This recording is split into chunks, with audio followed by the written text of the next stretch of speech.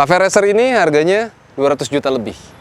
Apa istimewanya dan kenapa ada orang yang mau beli motor ini seharga 200 juta? Apa fiturnya dan worth it nggak sih kita beli motor seharga 200 juta? Dan motor apa ini? Royal Enfield Continental GT 650.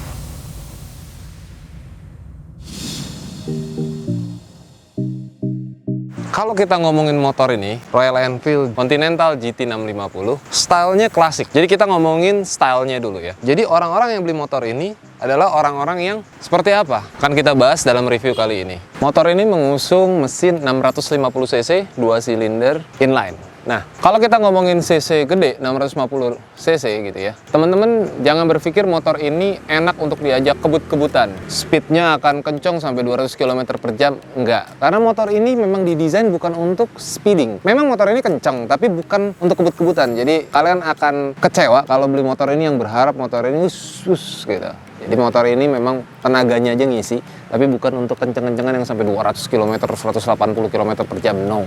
Dan akselerasinya tergolong cukup, nggak terlalu kenceng, jadi untuk pemula oke. Kalau kita ngelihat desainnya, motor ini memang style cafe racer. Royal Enfield sejatinya memang motor Inggris, walaupun udah diproduksi di India ya, lisensinya tetap dari Inggris. Jadi kalau kita beli motor ini, orang yang beli motor ini adalah orang-orang yang paham historical mengenai cafe racer yang ada di Europe atau di Inggris. Memang pada awalnya motor-motor yang digunakan adalah motor-motor Royal Enfield atau Triumph.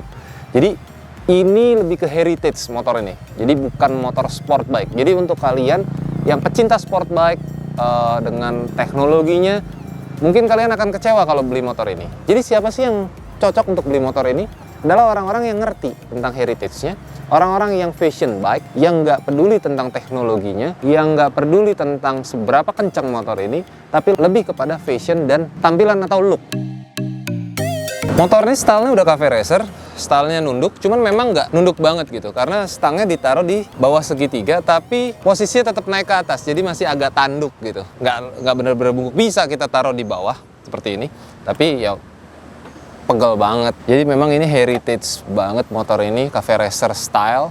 Dan motor ini jomblo friendly. Kalau teman-teman lihat, walaupun joknya 2 double seater, tapi di sini ada lubang yang bisa kalian taruh hornet. Jadi sangat ramah terhadap para jomblo yang nggak punya boncengers. Waktu gue bawa motor ini, kalau sambil jalan orang nggak bakalan banyak ngeliatin, karena kadang disangka bawa motor Tiger. Kenapa? Karena lampu bulatnya yang terkesan klasik, terus tankinya kotak yang memang di motor-motor custom banyak, style-stylenya juga cafe racer, mungkin unik di cafe racernya, tapi kalau secara standar suaranya, denger ya,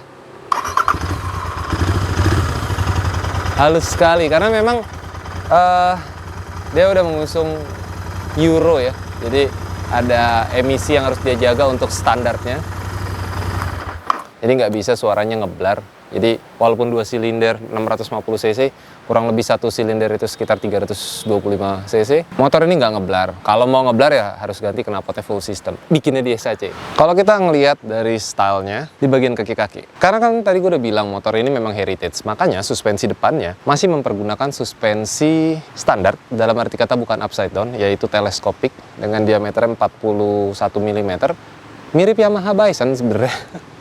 Gitu, tapi dia kaliper kiri. Satu-satunya teknologi yang diusung maksud gua di motor ini adalah ABS, anti brake locking system.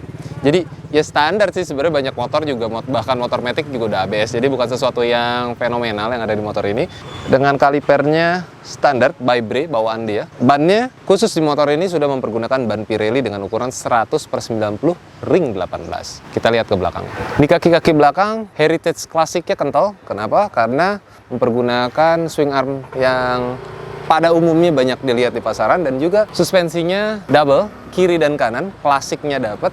Udah mempergunakan tabung, jadi ini agak modern pakai tabung, dengan bannya Pirelli juga ukuran 130/70 ring 18. Jadi udah bannya udah lumayan ya. Tapi kalau menurut gue pribadi, ban depan dan belakangnya agak kekecilan untuk cc 650. Mungkin bisa dinaikin di belakang pakai 150, depan bisa pakai ya ukuran 110 atau 120. Jadi lebih bek gitu, lebih asik kaki-kakinya.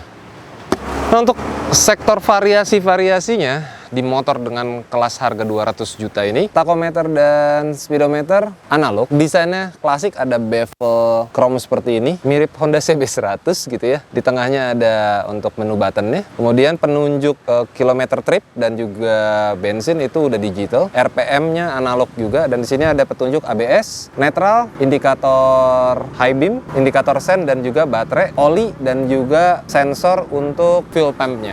Hanya seperti itu aja, nothing spesial yang di bagian sini, bagus, classy. Terus untuk di sektor lainnya seperti sen, stop lamp, lampu, semua masih mempergunakan bulb atau bohlam. Jadi klasik banget. Cuman buat gua agak sayang ya, kenapa dia nggak pakein LED gitu yang modalnya juga nggak terlalu besar gitu dan menambah unsur modern, tapi juga kan bisa dibikin klasik gitu. Misalnya sennya seperti ini tetap tapi LED. Akan lebih mewah. Tapi nggak apa-apa, itu adalah peluang buat kita semua, terutama gua ya, rumah modifikator untuk merubah-rubah ini. Jadi terima kasih juga Royal Enfield nggak dikasih semuanya supaya kita ada job. Motor ini asik dilihat dari belakang. 650 cc-nya, knalpotnya 2, keluar kiri dan kanan dan besar gitu. Sayangnya suaranya kecil sekali gitu. Jadi kurang menggelegar, kurang ngeluarin aura 650 cc-nya, kurang ngeluarin aura mogenya gitu. Tapi it's okay, kita bisa ganti nantinya. Standarnya kalian udah dapat seperti ini. Spakbor yang ini juga bisa dicopot supaya lebih pendek, tapi nyiprat gitu ya. Ini buat musim hujan kita pakai. Untuk urusan mesinnya, gua ngomong size ya, bukan ukuran cc. Ini asik gitu, gede. Tampilannya tuh tampilan wow, raksasa gitu mesinnya. 2 silinder dan bentuknya yang klasik seperti ini, ditambah rumah koplingnya seperti ini, ada tulisan Royal Enfield, tinggal dipoles lagi lebih kinclong. Ini unsur heritage klasiknya tuh gimana ya? Apalagi kalau kita modif gitu, mesinnya diambil, dijadiin chopper mungkin, itu lebih besar daripada XX650, sedikit lebih besar. Dan kelihatan di sini twin port dan ada tambahan oil cooler. Nah tapi insinyurnya Royal Enfield pinter nih, kamera bisa mendekat. Ada sesuatu hal yang sepele banget tapi penting di GT Continental, dan ini penting dan jangan sampai dilepas. Ini, teman-teman lihat nggak? Ini ada besi ini. Ini besi tapi ada lapisan karet, nggak terlalu panas. Penting di sini. Kenapa? Gue tunjukin. Ketika kita riding dengan posisinya seperti ini, shaping di tangki ini tuh nggak ngaruh sebenarnya. Justru lutut kita ketika riding posisinya ada di besi ini. Jadi besi inilah yang menyelamatkan paha kalian dari sengatan panasnya mesin 650 cc ini. Tuh, bukan di tangki. Jadi kalau kalian pikir akan gini, salah. Posisi paha justru ada di sini. Dan kiri kanan ada. Jadi memang didesain kayaknya entah gimana gitu. Tapi ini penting. Siapa sih yang mau beli motor 200 juta dengan teknologinya yang bisa dibilang sangat kurang? Nggak ada something special teknologi yang ada di motor ini. Oke, kita bahas. Segmentasi dari motor ini adalah bukan anak muda. Ada masuk anak muda, tapi kelasnya lebih kelas anak muda yang mature. Kenapa? Karena memang motor ini bukan kelasnya motor sport. Yang teman-teman yang suka speeding, terus kemudian suka MotoGP. Gue juga suka MotoGP ya, disclaimer. Tapi bukan bentukan motor yang seperti itu. Kedua, segmen motor ini adalah bukan kalian yang akan membanding-bandingkan daripada beli motor 200 juta, gue mendingan bisa beli mobil LCGC, kemudian gue bisa jalan-jalan sekeluarga tanpa kehujanan.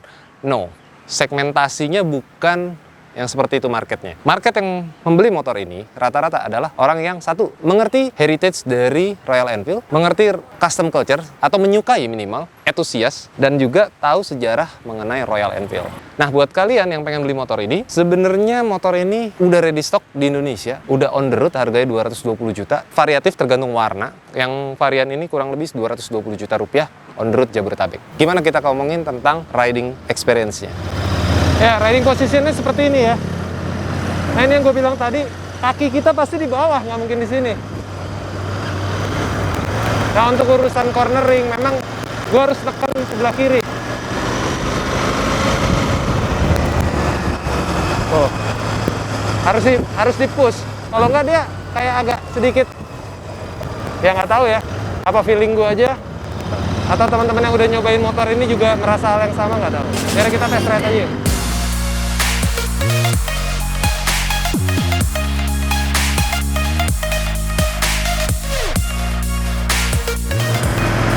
Jadi sebenarnya buat harian juga enak sih, motornya lincah, buat selip-selip nggak terlalu sulit. Kayak gini agak macet sedikit, bukan macet ya, kendaraannya padat, gue masih bisa santai, cuma memang nggak bisa selip-selip yang ekstrim gitu ya. Untuk riding position di Royal Enfield Continental GT 650 ini, ridingnya cafe racer style. Tapi nggak terlalu nunduk banget, walaupun ditaruh di bawah segitiga, tapi batangnya lebih tinggi daripada segitiga. Jadi sehingga posisinya nggak nunduk-nunduk banget lah, kayak bawa motor-motor sport pada umumnya. Satu hal yang membuat gue kurang nyaman dari motor ini ketika riding adalah suspensinya yang terlalu empuk di bagian depan.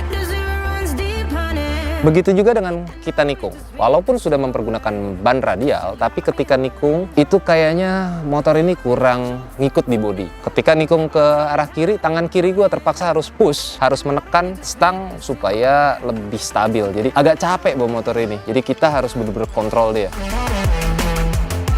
Nah, ini aja review gue terhadap motor Royal Enfield Continental GT 650. Kalau kalian nggak terlalu suka dengan konsep cafe racer, kalian bisa beli saudaranya, yaitu Interceptor 650 dengan stylenya yang scrambler atau mungkin jump style gitu ya. Stangnya naik, tangkinya lebih bulat dan segala macam. Tapi pada intinya mesinnya sama. Itu aja, dukung terus modifikasi di Indonesia. Jangan pernah buang sampah sembarangan, jauhin narkoba serta pornografi, dan jangan pernah duduk di toilet Tiongkok. Gua Rindra Perkasa, bye-bye.